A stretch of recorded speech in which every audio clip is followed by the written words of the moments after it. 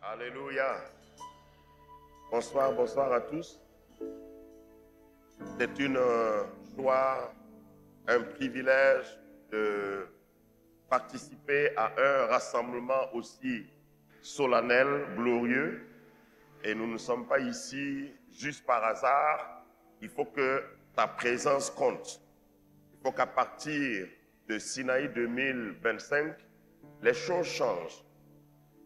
Il faut que tu puisses prendre la main supérieure, que tu sois en haut et que tout ce qui était en haut de toi soit en bas de toi. Que tes ennemis deviennent tes marchepieds. Amen. Et c'est quand on est dans la présence de Dieu qu'on peut réaliser cela. La Bible dit à propos, le Seigneur a dit à mon Seigneur, assieds-toi à ma droite, c'est-à-dire reste dans ma présence, applicable à nous chrétiens. Reste dans ma présence et je ferai que tes ennemis deviennent ton marchepied. Amen. Je sais que si tu as vécu un peu longtemps, tu as certainement des ennemis. C'est ceux qui n'ont pas encore vécu longtemps qui pensent que quand ils ne sont pas ennemis de quelqu'un, quand eux ils n'ont pas d'ennemis, ils ne sont pas ennemis de quelqu'un. Mais un ennemi n'a pas besoin que tu sois son ennemi. Lui, il devient ton ennemi. Amen. Mais à partir de ce soir, que tu connaisses tes ennemis ou pas, je déclare que tu seras en haut d'eux. Ils pensaient qu'ils te voyaient. Maintenant même, ils vont plus te voir parce que tu vas être au niveau du soleil. On ne peut pas cacher le soleil. Je suis très content ce soir de pouvoir participer encore une fois. C'est vrai que le temps n'a pas permis que je sois là au début, mais la Bible dit que mieux vaut la fin d'une chose que son commencement. Et si vers la clôture il y a une bénédiction, moi je vais prendre ma part. Amen. Gloire au Seigneur. Alors, hier nous avons commencé à parler de l'action de grâce. J'ai donné quelques principes de ce que nous entendons par action de grâce. Il faut aborder ces sujets-là sans complexe, parce que quand on parle de donner dans l'Église, il y a des gens qui trouvent moyen de dire qu'on parle trop du don, alors que le christianisme est basé sur le don. Car Dieu a tant aimé le monde qu'il a donné. Si toi tu as reçu et tu ne veux pas donner, tu es le contraire du principe et de la conception même du salut. Celui qui reçoit doit donner. Celui qui reçoit et qui ne donne pas s'appelle la mère morte. Les choses ne doivent pas venir et tu sais que tu as reçu. Qui sait qu'il a reçu quelque chose de Dieu? Moi, je lève les deux mains. Je sais que j'ai reçu, donc c'est en donnant que je vais recevoir davantage. Ça, c'est un principe. C'est un principe. Ce soir, je voudrais articuler mon propos autour d'un thème que j'ai intitulé « Prédis ta récolte par ta semence ». Dis ça à un voisin. Dis-le à quelqu'un. Prédis ta récolte par ta semence. C'est possible, ce n'est pas de la magie, ce n'est pas de l'imaginaire, ce n'est pas une invention et ce n'est pas une intention vide. Tu peux dire combien tu vas gagner à la récolte à partir de ta semence. Qui croit à cela? Dans le domaine spirituel, dans le domaine de la foi également, tu peux prédire. Tu peux rester à la saison de la semence et dire à quelqu'un, je vais récolter tant de tonnes. Tout dépend de comment tu as semé. Il y a des gens qui ne veulent pas admettre cela, qui pensent que nous avons tout reçu, donc nous devons tout recevoir, et quand ça finit, on repart là où on a reçu. Alors que Dieu travaille en termes de semences. Amen. Dieu travaille, le principe de Dieu, c'est en termes de semences. Est-ce que vous savez que c'est une seule fois que Dieu a pris la terre pour former un homme? Mais quand il a fini de former le premier homme, Il a mis tous les hommes dans l'homme qu'il a formé. C'est ça qu'on appelle semence. Quand tu regardes ton voisin ou ta voisine, regarde-le bien, regarde un voisin. Tu sais ce que tu vois? C'est exactement comme ça que Adam était. Donc arrête de dire que tu n'as jamais vu Adam, à quoi il ressemblait. Il ressemble à ton voisin. Ça, c'est le principe de la semence. Quand Dieu veut beaucoup, il crée un et il met le beaucoup là dans le un. Pour que le beaucoup, le un, sorte tout ce qui doit exister. Ce mois, nous sommes 7 milliards 700 millions sur la planète Terre environ, parce que chaque seconde, ça augmente. Non, 8 milliards. Et dans les 8 milliards, tu fais partie, alors que tu n'étais pas là au début. Tous ceux qui sont des êtres humains sont sortis d'un seul être humain. Il faut provoquer une voisine, si tu as une voisine à côté de toi, il faut dire même la femme est sortie de l'homme.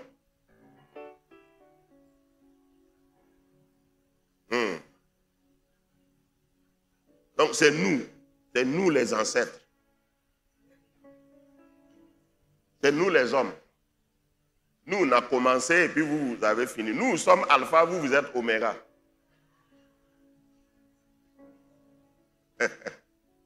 Dieu a parlé. Il a parlé et les choses sont venues en existence. La seule personne dont on ne connaît pas tout le potentiel jusqu'à présent, c'est bien Dieu. C'est pourquoi Dieu est immense. Dieu ne peut pas être sondé par un homme. Nous sommes trop petits, lui il est infiniment grand. Parce que tout ce que tu sais de Dieu n'est pas tout ce que tu dois savoir de Dieu. Dieu a encore des choses cachées que toi tu ne connais pas. Parce que Dieu n'est pas limité. Dieu est lui-même tout ce qui existe.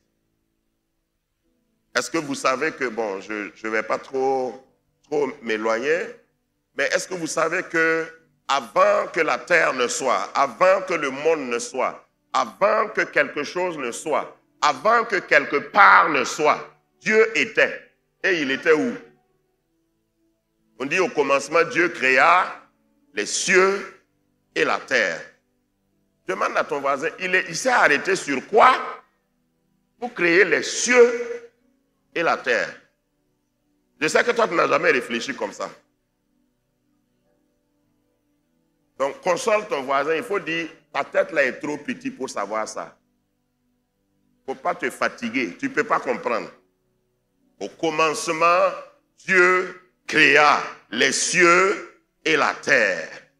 Où est-ce qu'il s'était arrêté? Donc, au fait, au début, ça c'est mon imagination. Si tu rencontrais Dieu avant la création des cieux et de la terre, et tu serres la main à Dieu, ce qui n'est pas possible parce que toi tu n'existais pas, mais si c'était possible et tu serres la main à Dieu, tu aurais été en train de serrer la main aux cieux, à la terre et à tout ce qui existe. Pour te parler de l'immensité de Dieu. Il y a quelqu'un qui est resté en route. Rejoins-nous. C'est-à-dire, tout est en Dieu. La Bible nous dit dans Romains que c'est de lui, c'est par lui et c'est pour lui que sont toutes choses. Hébreux nous dit que c'est par la foi, Hébreux 11, que nous savons que ce qui est visible a été créé par ce qui est invisible. Donc, il faut aborder la Bible comme ça. Et le Dieu que tu pries là ne compte pas sur quelque chose pour faire quelque chose. Le Dieu que tu pries, le Dieu de Sinaï, n'est pas quelqu'un qui a besoin de matières premières pour fabriquer quelque chose pour toi. Au commencement, Dieu créa les cieux et la terre. Il n'a pas besoin d'appui. Il n'a pas besoin d'avoir une matière. Toi, tu dois t'asseoir dans un atelier. Toi, tu dois mettre tes pieds sur le sol. En tout cas, tu dois t'adosser à quelque chose pour faire quelque chose. Dieu, lui, il n'en a pas besoin. Je veux déclarer prophétiquement sur ta vie, même si les gens ont dit que toi, tu n'as rien et tu n'es rien, ton rien là, Dieu va prendre ça et il va faire quelque chose. Il est le seul qui peut faire quelque chose avec rien. Il est le seul qui peut sortir du néant un géant. Il est le seul qui peut créer à partir d'un fainéant un héros. Il est le seul qui peut faire à partir, sortir de zéro le héros que tu vas devenir. Il est le seul qui peut regarder l'échec et puis dire succès, sort. Et le succès sort. Si on t'a appelé échec, si ton professeur t'a mal noté, si ton médecin t'a mal diagnostiqué, c'est-à-dire en te donnant un verdict médical effrayant, je suis là ce soir pour t'introduire ce Dieu qui n'a pas besoin de matière première pour changer et créer quelque chose. Il est le Dieu alpha et l'oméga. Souvent, nous ne savons pas ce que ça veut dire. Alpha et oméga veut dire qu'il commence. Alpha ne veut pas dire qu'il est au commencement, parce que c'est lui-même le commencement. Allô? Et entre l'oméga veut dire, c'est lui qui choisit la fin. Il ne finit pas avec oméga. Puisque après oméga, lui, il est toujours là. Donc, l'alpha commence tout alpha et l'alpha vient jusqu'à l'oméga pour créer l'oméga. Tout ce qui existe aura une fin. C'est-à-dire, si quelqu'un dit qu'il ne peut pas finir, il faut lui dire seulement de continuer. Je connais quelqu'un qui crée les omégas. Même celui qui te fait souffrir là, il a son oméga.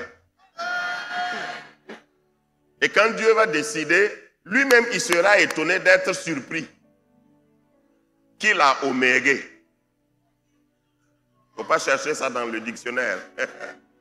Il n'y a pas quelqu'un qui peut retenir au-delà de oméga. Parce que quand Dieu décrète ton oméga, c'est fini. C'est à cause de cela qu'il faut faire attention. Alpha et oméga veut dire aussi, je vais ajouter ça avant de terminer, que si tu l'échappes à alpha, il va te retrouver à oméga. Parce qu'il y a des gens qui croient qu'ils sont malins. Ils veulent feinter Dieu. Dieu t'appelle et puis tu fais comme si tu n'entends pas. Ton oméga là, il a la télécommande de ton oméga. Il te regarde. Quand ça va arriver à ton oméga, il va mettre stop. Et puis tu es gelé. Je parle en proverbe. Il y a des gens, même dans notre siècle là, qui croient que eux, ils n'ont pas de oméga. C'est mal connaître le Dieu de la Bible.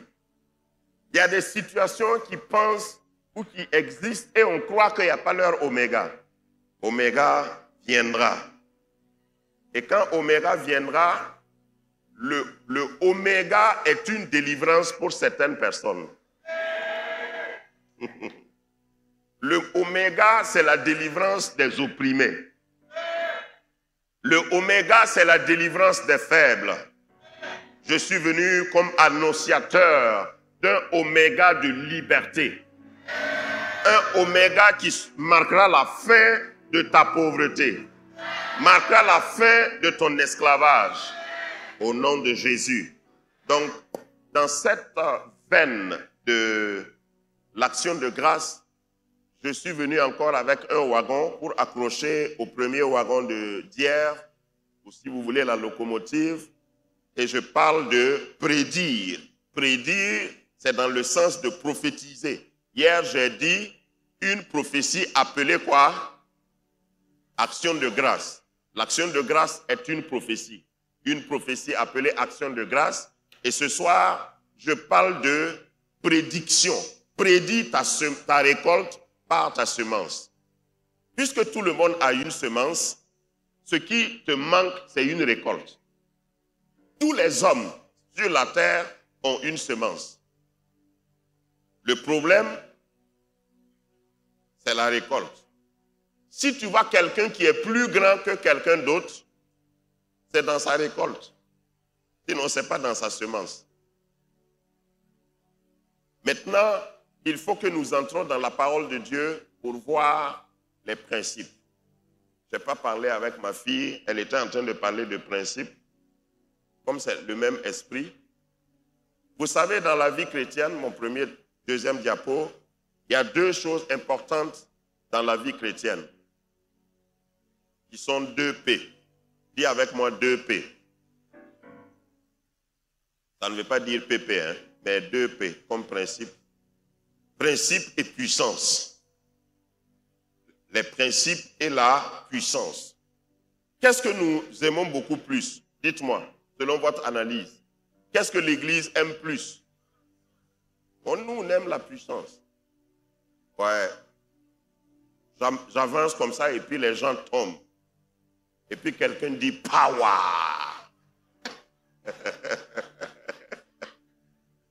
On s'agrippe à la puissance, mais ce qui fait fonctionner la puissance, c'est les principes. Si tu négliges les principes, la puissance ne te sert à rien. C'est les principes qui te permettent de domestiquer, de canaliser la puissance. Nous sommes dans un temple bien bâti, bien éclairé. Le temple que vous voyez là repose sur des puissances, sur des principes. Tu peux voir cette construction et dire c'est puissant, hein? Alors que tout repose sur des principes. Chaque poteau repose sur des principes. Et un principe est immuable. On ne change pas en fonction des humeurs. Notre foi n'est pas basée sur des humeurs, mais sur des principes. Les principes sont plus importants que la puissance. Lorsque tu prends l'électricité, je ne sais pas quel est le calibrage de l'électricité qui entre ici, mais si tu fais descendre la haute tension et puis tu branches directement ton frigo sur la haute tension, est-ce qu'il y a manque de puissance? Il n'y a pas manque de puissance.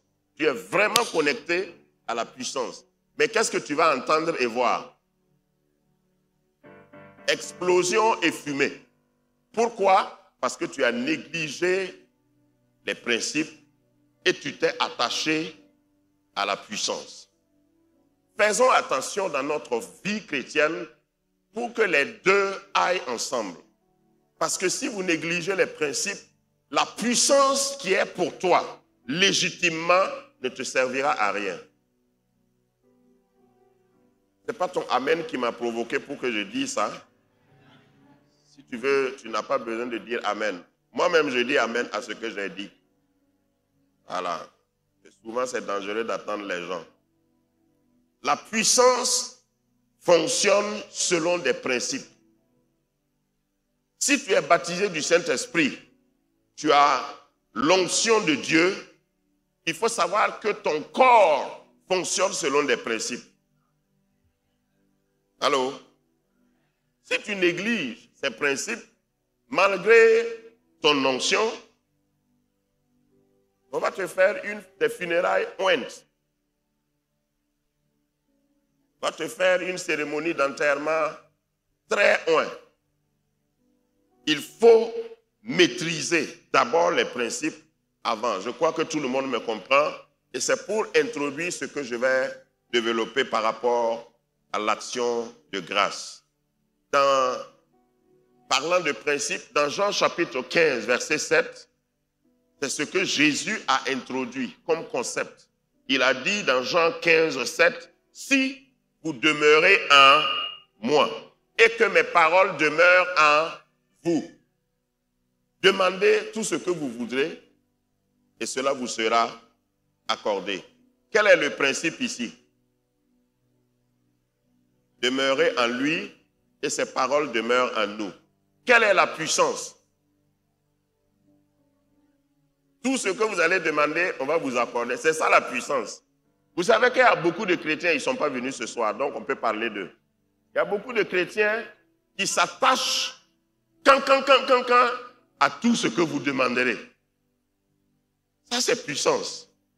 Mais si tu n'as pas obéi d'abord au principe, rien ne va demander. Attends, je vais te donner ma version personnelle de Jean 15, 7. Si vous ne demeurez pas en moi et que mes paroles ne demeurent pas en vous, ne demandez rien. Ne vous fatiguez pas. On ne vous donnera rien.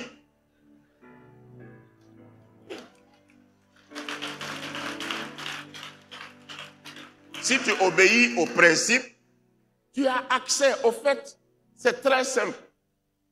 Tu reçois de droit. Si tu demeures en moi et mes paroles demeurent en toi, demande. Et Matthieu 16, 19 vient enrichir. Je te donnerai les clés du royaume des cieux.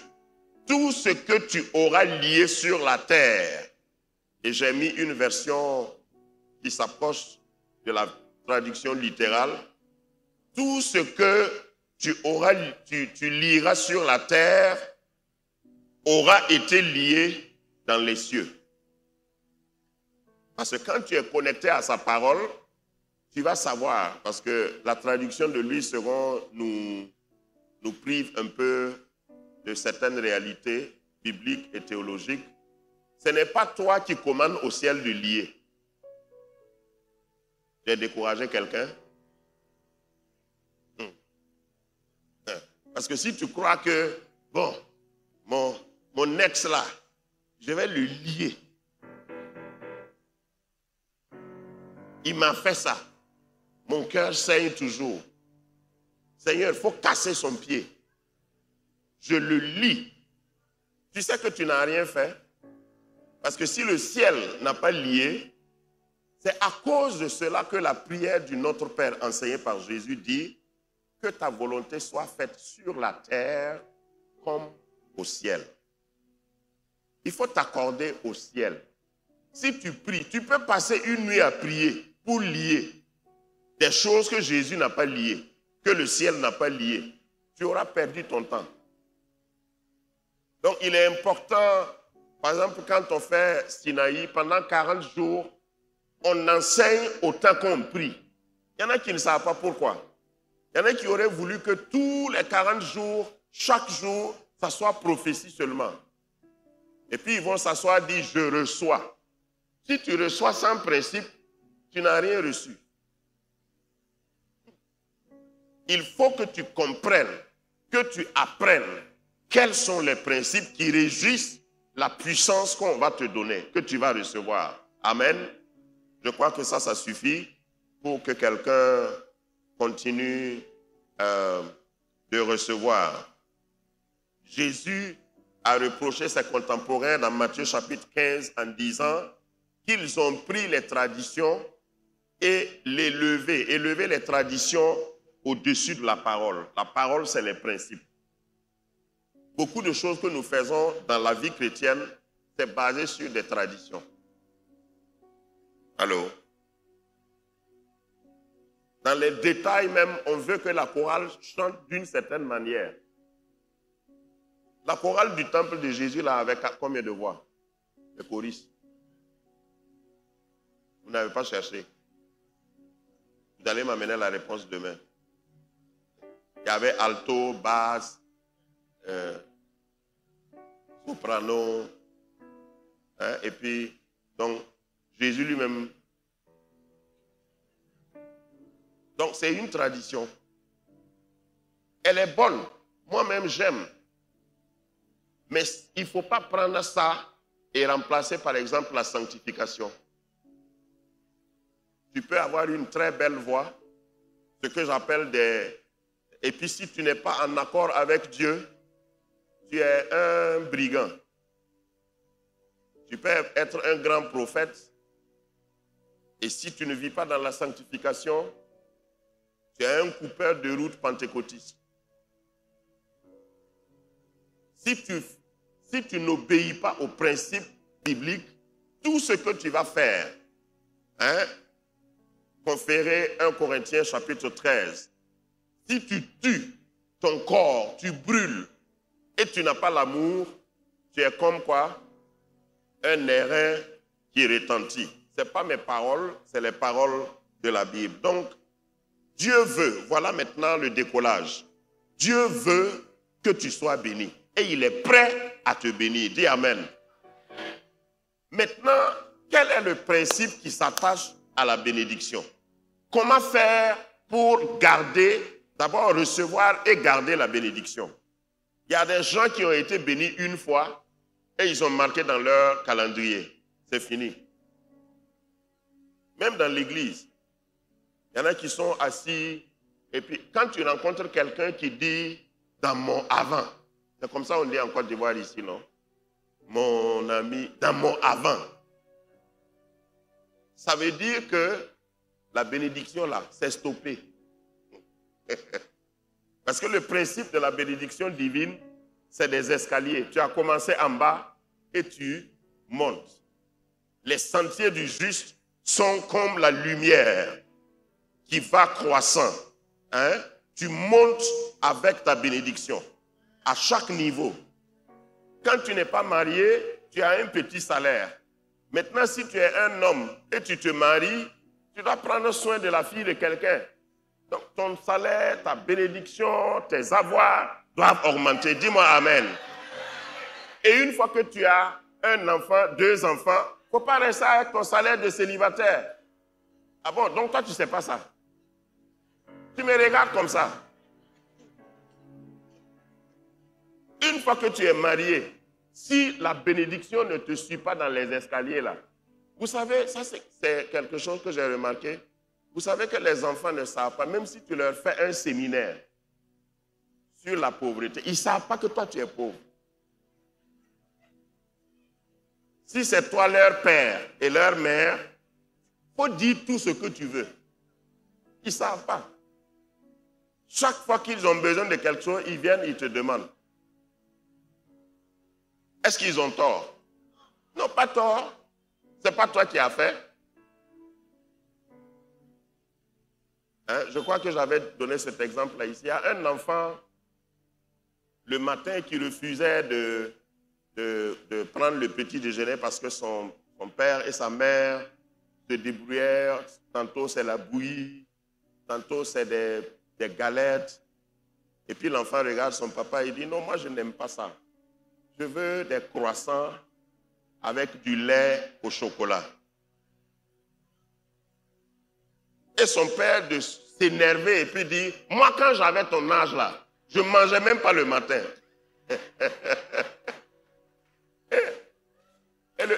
Et l'enfant dit, mais papa, c'est toi qui voulais, c'est pourquoi tu es né tôt.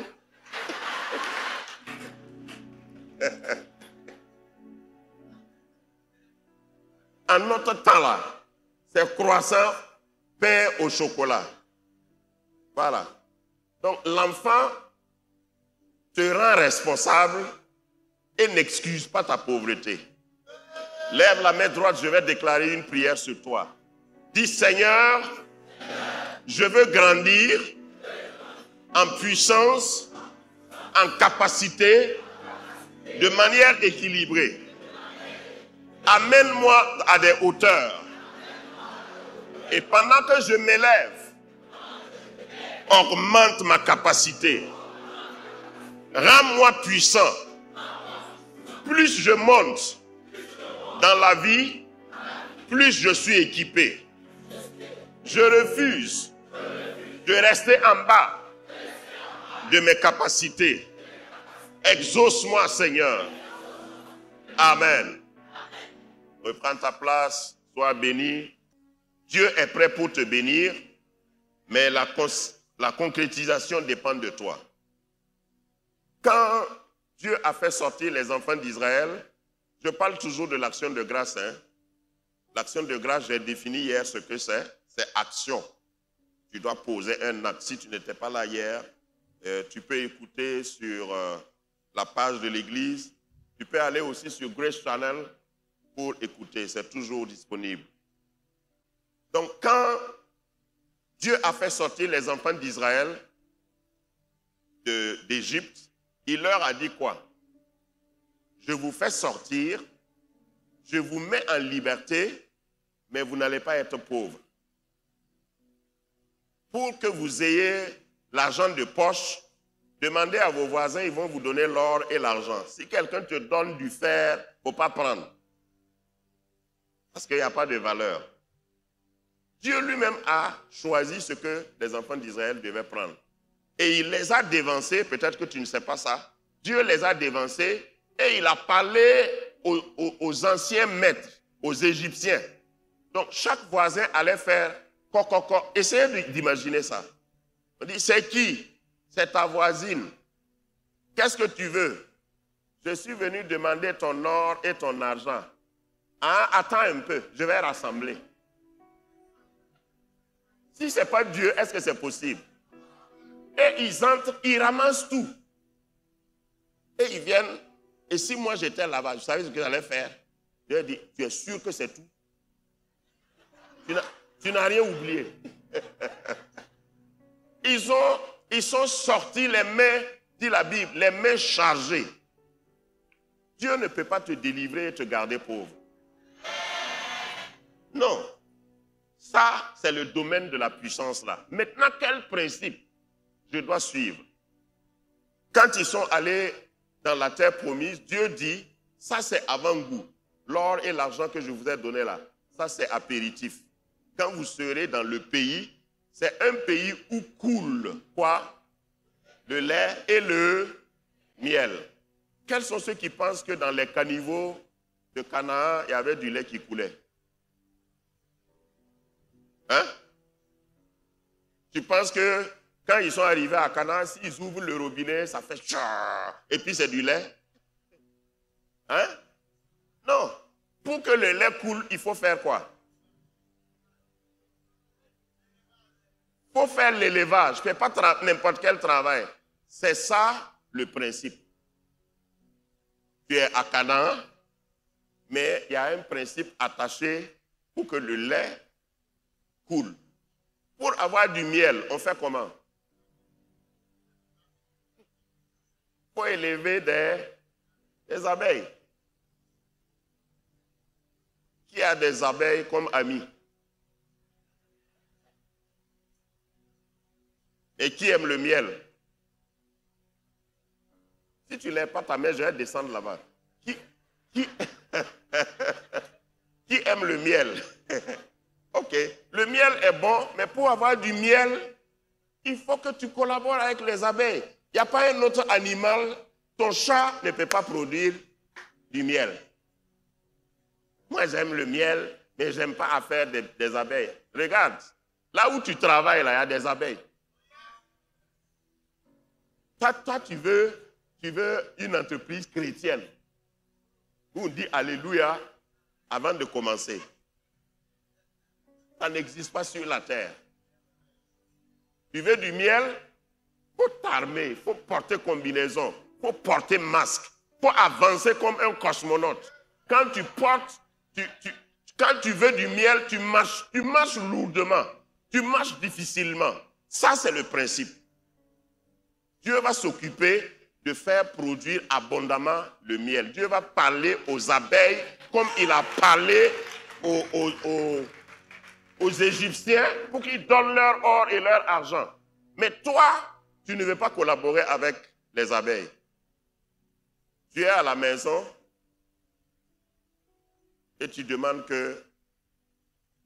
Et tu cites le passage d'ailleurs. Seigneur, tu as dit que tu nous amènes dans ce pays-là.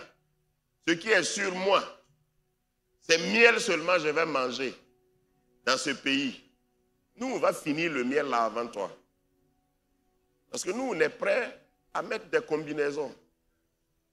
Voilà, je suis chrétien, mais je ne suis pas faible. Je suis chrétien, mais je connais mes droits. Je suis chrétien, mais je marche selon des principes. Je suis chrétien, mais je ne vais pas me laisser avoir, même par la police. S'ils arrivaient à m'arrêter, je vais leur expliquer et ils vont me libérer. Vous savez de quoi je parle? Donc, tu vas marcher selon les règles. Ce n'est pas la peine de prier, d'attendre qu'on t'attrape, parce que toute chose, c'est en causalité, c'est une cause et ses effets. Mais Dieu, ce que Dieu a prédit pour toi, ce qu'il a prévu pour toi, c'est la bénédiction. Reste sous les principes et tu auras la bénédiction. Je pouvais épiloguer davantage, mais je voudrais parler dans un deuxième temps de la puissance de la semence. La puissance de la semence. Mon thème c'est « Prédis ta récolte par ta semence ». La semence a une puissance qui ne dépend pas de toi. La puissance de la semence dépend de celui qui a créé toutes choses et qui a créé les semences. Parce que quand Dieu regarde un fruit, il voit une forêt.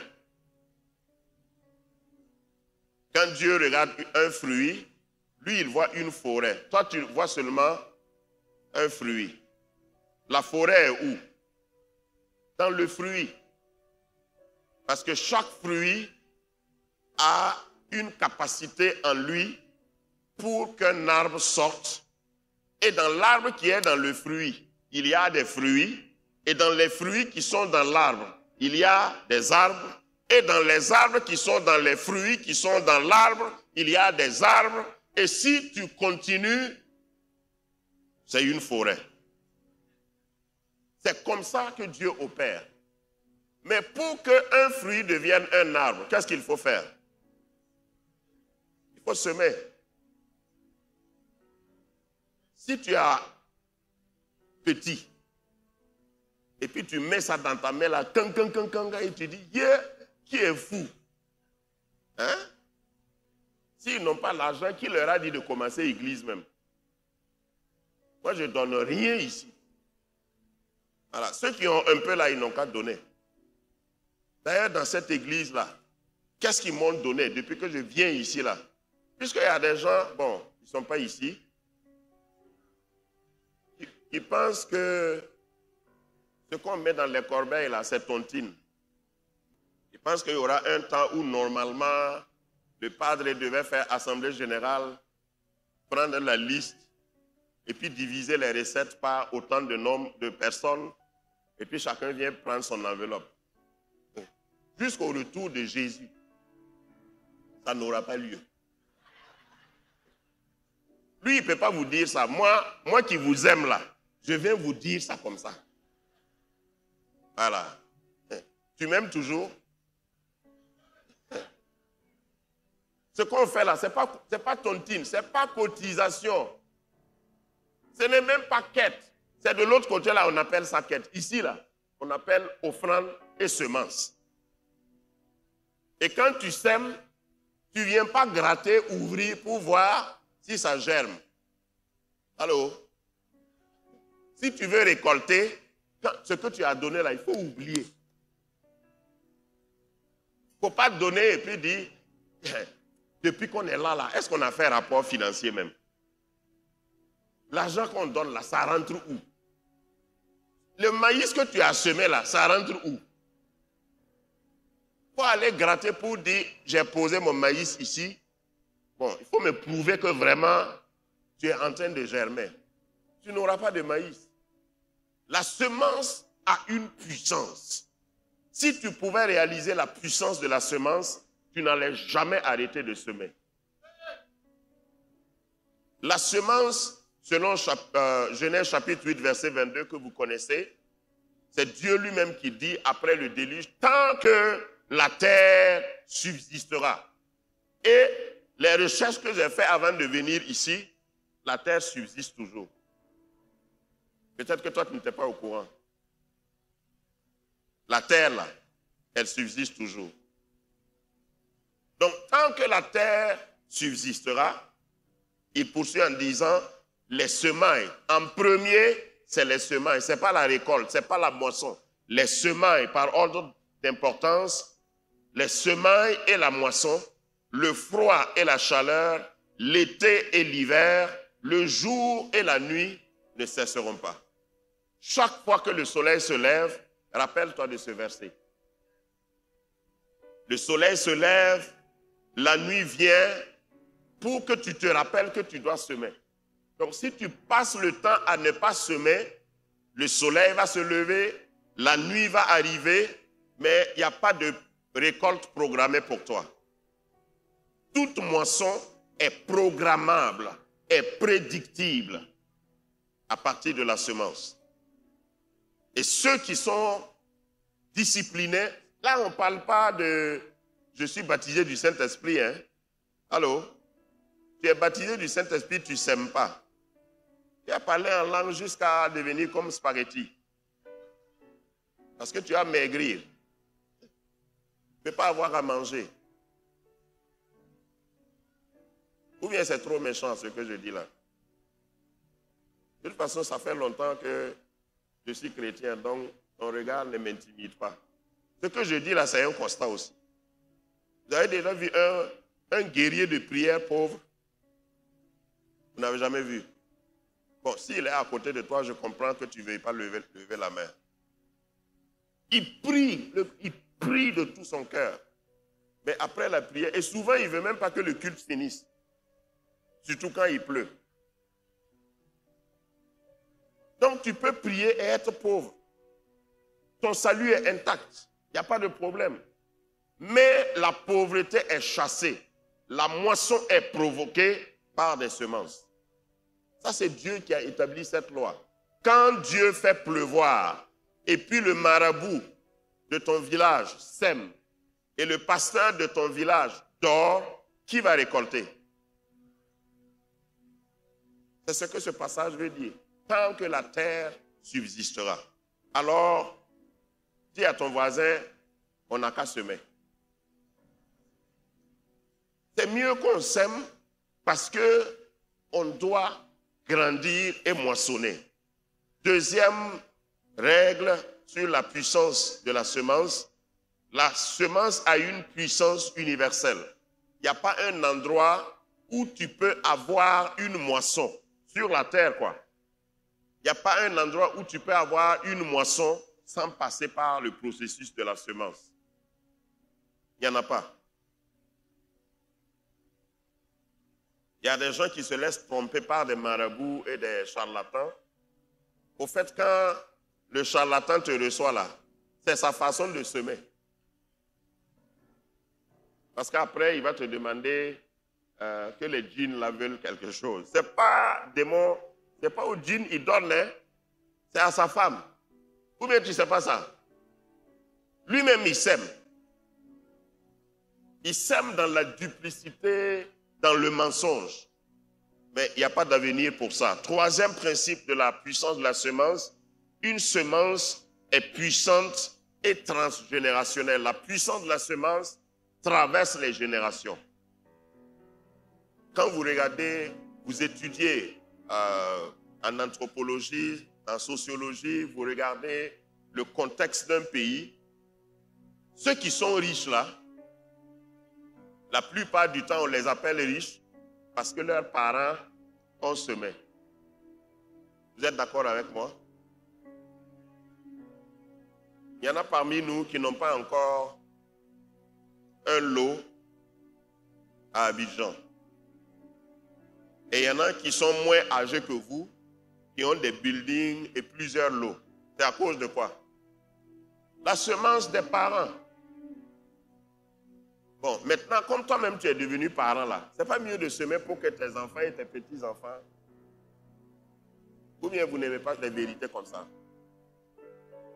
Pour que la pauvreté s'arrête à un moment donné dans une génération, il faut que la précédente anticipe, sème pour libérer les prochaines générations, transgénérationnellement. D'ailleurs, j'ai lu un document où on dit, quand on parle des fortunes, que ce soit en Europe ou aux États-Unis, on ne vous classe pas parmi des fortunés, c'est-à-dire des richards, si vous n'êtes pas riche pendant 4 générations. La 4e génération, c'est là où on commence à dire, ah, vraiment, c'est une famille riche. Sinon, surtout en Afrique, vous savez que quand certains parents sont riches, ils prennent 50 femmes. Enfin, c'est trop. Ils prennent 6 femmes. 3 à la maison et 3 dehors. Et ceux qui sont dehors sont mieux financés que ceux qui sont dedans. Comment tu peux être riche? Lorsque tu veux casser, il faut semer. Lorsque tu sèmes et tu fais partie de la première génération de semeurs, dis à ton voisin comme nous autres. Ta moisson là ne vient pas vite. Mais je suis déterminé que dans ma liée, je parle de moi, hein, tu peux parler de toi aussi. Dans ma liée là, c'est moi qui va tordre le cou à la pauvreté. C'est-à-dire que tous ceux qui vont porter mon nom ne vont plus souffrir comme moi j'ai souffert quand j'avais 20 ans. C'est comme ça qu'on se détermine pour devenir un semeur. Je dis souvent à mes assistants, il y a des souffrances que je vous ai déjà épargnées. Je parle du ministère. Hein. Je dis, moi j'ai déjà subi ça. Vous n'allez pas subir ça. J'ai déjà payé. Vous pouvez continuer. C'est comme ça la vie doit être. Tu es un papa sorcier. Si chaque fois tu dis, j'ai fait ce que je peux, vous aussi, prenez et goûtez voir. C'est quoi ça? Tu as goûté là. Si c'est pas bon, il faut cracher. Et tu dis aux enfants, ne goûtez. C'est même pas la peine d'essayer de goûter. Parce que c'est aigre. Parce que c'est amer. Amen. Des prédications comme ça, moi-même je suis au courant. Il n'y a pas d'acclamation. Il n'y a pas de... Voilà. Mais c'est intentionnel. Quand tu vas aller dormir ce soir-là, il faut repasser ça. Il y a certains cheveux qui vont blanchir, d'autres vont tomber, mais ça va te faire du bien. Le fait d'écouter des vérités comme ça. Toi, tu mets des enfants au monde, Dieu te rend responsable de ce que tu vas semer pour que regarde, la récolte, entre quelqu'un qui sème du maïs et quelqu'un qui sème du cacao, qui va récolter avant l'autre? Le maïs viendra avant. Mais qui va avoir beaucoup d'argent? C'est ça. L'important, tous les deux là ont fait quoi? Ils ont semé. Donc, choisis de préparer l'avenir. Qui vous a dit qu'on ne peut pas préparer, on ne peut pas prédire l'avenir?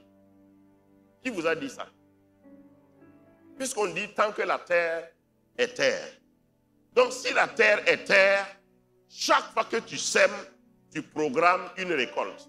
Tu programmes une moisson. Et la moisson qui viendra là doit être surabondante. Parce que dans le principe de la semence est toujours plus petite que la récolte. Et Jésus lui-même dans ses paraboles a dit, quand on sème, on doit récolter. Le minimum c'est quoi? 30. Le médium c'est quoi? 60. Et le superlatif c'est quoi? 100. Dis à ton voisin, je ne peux pas récolter moins que ça. Donc un grain et tu ramasses 30. Une boutique et tu ouvres 30. Une entreprise et tu ouvres 30. Et les gens sont étonnés. Et puis tu dis, ça c'est le minimum. Ça c'est le minimum.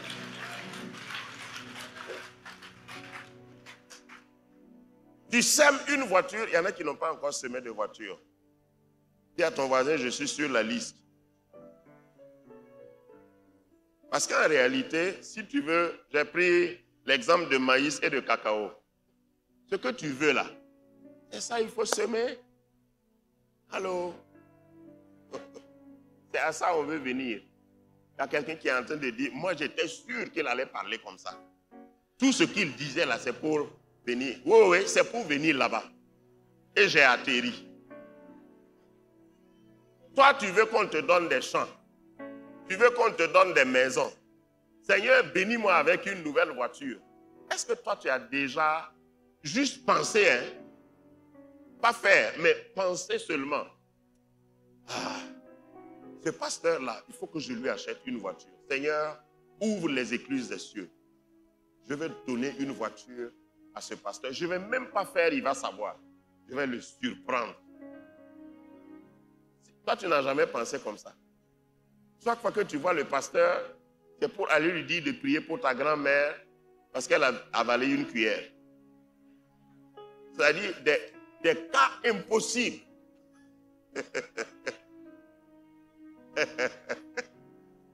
Et tu veux que Dieu te bénisse quand même. C'est ce que tu sèmes que tu récoltes.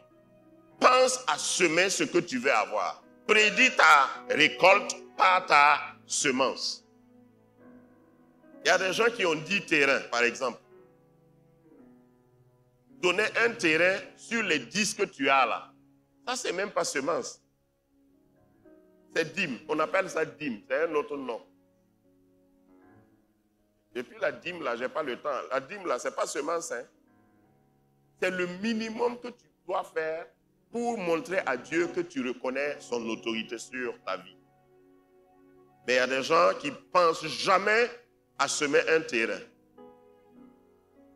Alors qu'ils en ont 10. Il y en a qui ont 10 voitures, je parlais de voitures, mais ils n'ont jamais donné une voiture. Il y en a qui ont des champs, mais ils n'ont jamais pensé, je peux atterrir. Il y en a qui ont des perruques.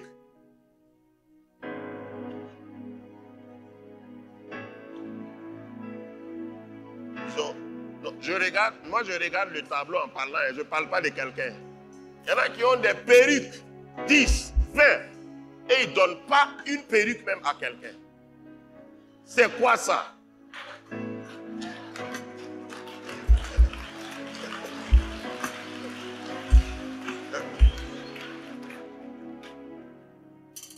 Sac à main, chaussures, hein? Tout ça là, tu peux semer avec ça. On sème à son niveau.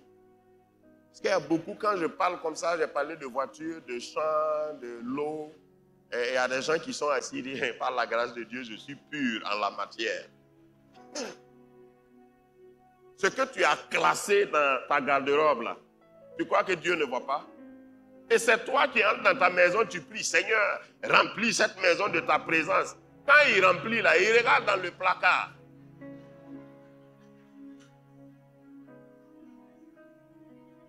Regarde, si tu as un habit ou une chaussure, pendant un an, tu n'as pas porté ça. Ce que je dis là est vrai, non? Cette chaussure-là, c'est un fétiche. Et moi qui t'ai dit ça. Parce que si pendant un an, tu n'as pas porté, c'est que quelqu'un en a besoin. C'est que tu n'as pas vraiment besoin. Il faut apprendre à déclasser. Déclasser tes vestes, tes costumes, tes chaussures. Donne à d'autres personnes. N'attends pas que ça vieillisse. Voilà, il y a des gens, quand ils te donnent là, voilà, il faut prier pour une délivrance même avant de... Parce que ce qui t'a donné là n'a plus d'avenir. Il ne faut pas attendre ça. Il faut donner quand c'est encore bien. C'est ça la semence. Parce qu'une semence, je dis ça à propos, une semence, ce n'est pas le grain pourri là, gâté là, qu'on sème. C'est le meilleur parmi les grains qu'on enlève et on sème. Dimanche, vendredi et dimanche, pense à venir avec une semence de qualité. Une semence dont tu es sûr que ça va pousser. Si tu amènes une semence trouée, même si tu pries, ça ne va pas pousser. Amen. Vous êtes fatigué? Combien veux-tu récolter? Demande à ton voisin, combien veux-tu récolter? Mon prochain point, c'est basé sur 2 Corinthiens 9, 6. 2 Corinthiens 9, 6. Sachez-le, celui qui sème peu, moissonnera beaucoup. C'est ça? Celui qui sème peu, moissonnera peu. Celui qui sème beaucoup, abondamment, moissonnera abondamment. Est-ce que Dieu nous a caché quelque chose? Si vous voyez certaines personnes, même moi, quand j'étais plus jeune, j'écoutais certains pasteurs et puis je pensais qu'ils étaient trop arrogants. Il y a un pasteur en particulier que j'écoutais, il a dit ça plusieurs fois. Il dit, moi, je ne peux jamais être pauvre. Il dit, aïe, est-ce que tu connais demain? Faut être... Quand quelqu'un parle comme ça, là, au lieu de le juger, il faut aller voir ce qu'il a semé. Allô? Est-ce qu'à la récolte, tu ne peux pas dire à ton voisin, Dieu, par la grâce de Dieu, ma famille ne mourra pas de faim? Est-ce que quelqu'un qui a moissonné ne peut pas parler comme ça? Oui, parce qu'il a travaillé, il a semé. Il y a des gens qui ont tellement semé qu'ils savent et ils le disent, ils l'affirment. Je ne peux plus jamais être en manque. C'est ça la venue de la bénédiction. Dieu veut te bénir, c'était mon point de départ. Mais pour qu'il te bénisse, il y a des principes. Et ça, c'est le principe de l'abondance et de la bénédiction exponentielle. Tu ne peux pas être béni si tu ne sèmes jamais. Et il y a des endroits où tu peux semer. Allô, il faut que je précise ça. Parce que la semence, c'est une sorte de technologie et il faut la maîtriser. Si tu pars semer sur l'autoroute de Yamoussoukro, tu poses ton maïs là-bas, tu pries et tu mets onction d'huile et tu pars dormir. Tu vas venir récolter quoi? Tu ne peux pas récolter. Donc, il y a des terres qui sont plus fertiles que d'autres terres. Allô? Et je crois qu'ici, j'ai illustré ça une fois. Il y a 3 dimensions de dons. 3. Dis 3. Dis fort parce que ton voisin dort. 3 dimensions de dons. Il y a donner en s'abaissant. Ça, c'est un pauvre. Il est là et puis je lui donne. Ça, c'est ce qu'on appelle, Matthieu 6, l'aumône. Ça, ce n'est pas semence. Ça s'appelle aumône. Il y a donner horizontalement, latéralement. Quand tu donnes à un ami, ça c'est latéral. Quand tu donnes à un ami, c'est quoi? Dans ta tête là, tu penses quoi? Attends, je rends ça simple. Quand ton ami fête son anniversaire, et puis tu lui apportes un cadeau, qu'est-ce qu'il y a derrière ton kungolo? C'est que toi aussi, ça c'est quand on donne latéralement. Ce que la Bible nous enseigne et ce que je suis en train de dire là, c'est la 3e dimension, c'est donner par élévation. C'est-à-dire tu donnes à quelqu'un qui est plus haut que toi, quelqu'un qui est plus riche que toi. Vous savez qu'il n'y a pas beaucoup de dons comme ça. Attends, je vais t'expliquer ça. Je vais casser ça pour que tu comprennes. Si demain, tu as l'occasion de représenter la chorale, c'est le président de la République. Et puis on dit c'est toi le porte-parole. Et il faut préparer quand même un cadeau. Souvent on ajoute symbolique. Quand vous allez vous allier arriver là, et puis tu vas faire genuflexion, donner le cadeau là. Qu'est-ce qu'il y a derrière ta tête? Si c'est un bon président, quand même. Quand même. Hein? Oui. Il faut qu'il travaille un peu. Même si vous n'étiez pas allé pour chanter. Après lui, son cadeau là. Qui est le maître de cœur ici? Il va entonner un chant. Et puis, le jour là, il va diriger comme ce n'est pas permis. C'est ça, donner par élévation. Quand tu donnes à quelqu'un qui est plus haut que toi, ça ne ment pas. Quand tu donnes par abaissement là, c'est bénédiction seulement. Vous ne voyez pas les garibous. Quand tu leur donnes, il dit, hey, tu ne vas jamais mourir. Toi là, ta mère a fait un enfant. Il y a un qui m'a dit ça. Il dit, ça c'est pas une information. Moi-même, je sais que ma mère m'a mis au monde. Yeah! Regarde comment tu es. Hein? Toi, tu n'as pas ton deuil.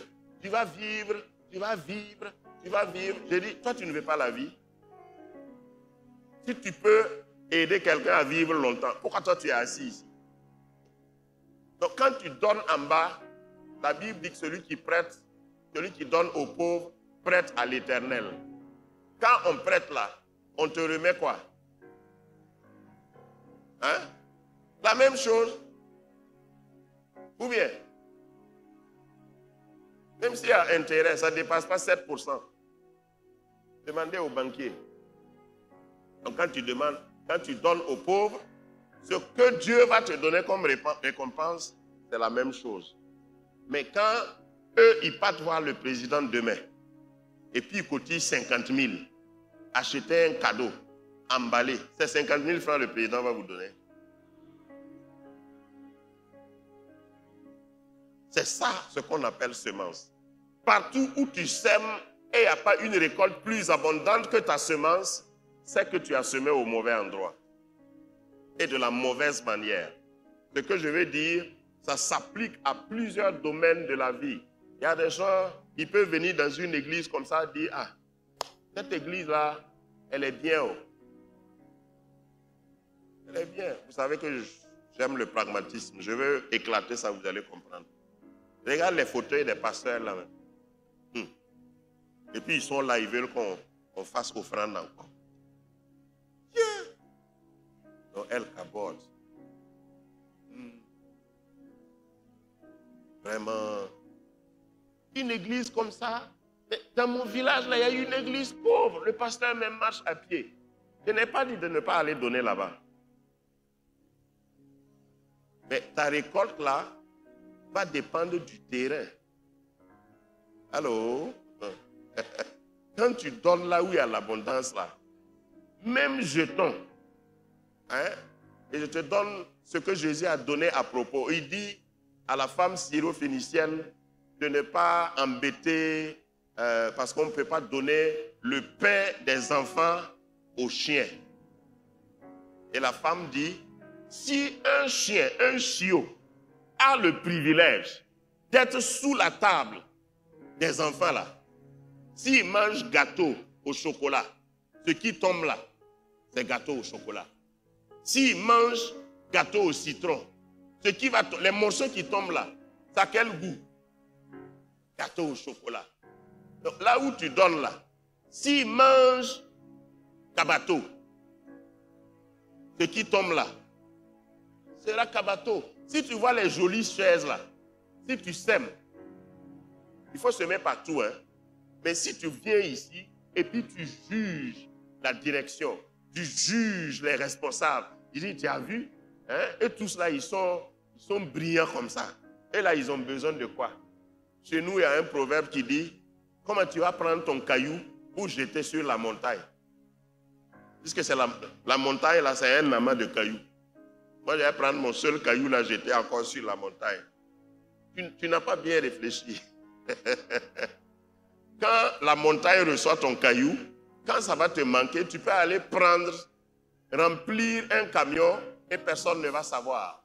Dis-moi amen. Je vais te dire simplement en terminant, ce lieu est un lieu fertile. La parole qui est prêchée ici, le lieu fertile se définit par ça. La parole qui est prêchée ici n'est pas une parole diluée. Ce n'est pas une parole, ce n'est pas des messages de manipulation. On te prêche la vérité. Parce que quand tu nous regardes là, même si tu ne nous donnes pas, nous on va manger. À la grâce de Dieu. Voilà. Donc nous on a atteint ce niveau-là. Donc ton visage ne va pas changer ma prédication. Voilà. À la grâce de Dieu, si je pars chaque soir après avoir prêché, je mange ce que je veux. Pas manger seulement, hein, mais ce que je veux. Voilà. Ce n'est pas orgueil, c'est assurance. Donc, ce n'est pas parce que toi, tu vas venir en dansant que demain, moi, je vais prêcher mieux. Même si tu ne viens même pas au culte, demain, je prêche encore. Quand tu vas quelque part et puis les messages là, c'est des messages de manipulation. Ou bien on te fait peur. Il y a des églises qui font peur. Voilà, on t'effraie. Frère, attention aux sorciers. Et puis chacun regarde son voisin. J'espère que ce n'est pas mon voisin. Quand on te prêche des messages comme ça et puis on dit, Pour être délivré, viens mettre quelque chose dans la corbeille. Tu vois les gens s'allier comme des robots à les mettre. Ici, on ne fait pas ça. C'est libre. Regarde les corbeilles là, c'est libre. Si tu ne veux pas mettre, il faut rester assis. Mais Dieu est juste. Il a dit, celui qui sème peu, va moissonner peu. Est-ce que vous m'aimez toujours? Au cas où tu ne m'aimes pas, tu vas me faire quoi? Je vais finir ma prédication. Donc, il faut semer beaucoup pour moissonner beaucoup. Et à propos, j'aime ce que l'Ecclésiaste a dit. Il dit, Ecclésiaste 11, 6, dès le matin, fais quoi? Sème ta semence. Et le soir, ne laisse pas reposer ta main. Qui a une main? Lève ta main, je vais voir. Dans le nom de Jésus, je prie que Dieu bénisse tes mains. Que Dieu remplisse tes mains. Et lorsque ta main sera remplie, pense à semer. Parce que quand tu sèmes, Dieu va multiplier. Je te sors de la disette. Je te sors de la pauvreté. Je te sors du manque. Sur la base de ta semence, Dieu va multiplier et te donner une grande moisson au nom de Jésus. Amen. Au fait, ce que ce passage veut dire, ça veut dire qu'il ne faut jamais te fatiguer de semer. Il faut semer en tout temps. Dès le matin, sème ta semence. Et comme je suis pratique et pragmatique en la matière, quand tu te lèves le matin, si tu es embauché quelque part, que tu sois fonctionnaire ou que tu fasses quelque chose pour toi-même, il faut aller. C'est ça, dès le matin là. Il faut aller semer. Va travailler. Quand tu descends le soir, tu dois avoir un petit truc que tu fais aussi. Dis-moi amen. Tu quittes le bureau, peut-être que tu as même des articles dans ton sac. C'est ça ta semence du soir. Tu as fini de travailler et pendant que tu travailles même, à la pause, tu présentes des boucles d'oreilles à ta voisine. C'est joli, hein? Ça vient de Dubaï. Ceux qui portent ça là, leur mari les aime. Bon, je n'ai pas dit d'aller mentir. Hein? C'est ça la semence du soir. Mais toi, tu as un salaire et tu dis seulement Alhamdulillah. Dieu merci. Maintenant, au moins, j'ai un salaire.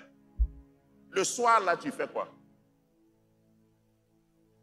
Il y a des statistiques. Allez-y sur Internet. Il n'y a rien de caché aujourd'hui. Si vous faites des recherches, on dit que les grands entrepreneurs à succès, là, leur vraie heure de productivité, c'est à la descente. Quand les gens disent, on est descendu du travail et puis on part là. On part à la maison pour regarder la télé et puis souvent tu regardes la télé aussi te regarde. Tu gagnes quoi? Mais si tu arrives à la maison, même si c'est une petite table, est-ce que mes filles et mes sœurs sont là? Même si c'est une petite table, tu vends du charbon, tu vends ce qu'on consomme dans le quartier, là, dans les environs, là. Tu vends des petits trucs, des condiments. C'est ça, la semence du soir. Quand tu fais ça, tu ne peux pas être pauvre. Il ne faut pas semer seulement le matin. Parce que le verset dit, tu ne sais pas où. Il y a des gens ici, ils ont leur salaire, mais ce qu'ils gagnent hors de leur salaire, là, c'est plus que leur salaire. Donc, en concluant, je dis ce que j'aime dire à propos, que ton salaire devienne ton sponsor pour que tu ouvres ton entreprise. Si tu as un salaire, il faut savoir que Dieu t'a donné ça comme semence. Et lorsque tu veux semer, chaque niveau a sa semence. Quand tu avances dans la vie, une fois que tu as par exemple un enfant, il faut commencer à semer pour ton enfant. Et c'est ici que tu dois le faire. Toi, tu sais ce que tu fais. Souvent, tu prends une enveloppe, tu écris le nom de l'enfant. Tu n'as pas besoin de consulter l'enfant. Et tu viens mettre. Tu dis, je sème pour mon enfant. Vous vous rappelez ce que j'ai dit hier? J'ai dit que la semence, l'offrande, l'action de grâce, c'est un acte spirituel. Arrête de calculer. Lorsque tu le fais, tu vas recevoir. Tout, je ne vais pas rentrer dans ça, tout ministère qui sème va toujours prospérer. Toute entreprise qui sème va toujours prospérer. Si tu gardes, si tu ne veux pas sortir, tu vas rester au même niveau. Merci d'avoir été avec nous aujourd'hui. Si ce message vous a encouragé et fait du bien, n'hésitez pas à le partager autour de vous. On se retrouve très bientôt pour un nouveau moment autour de la parole. Restez connectés, restez bénis.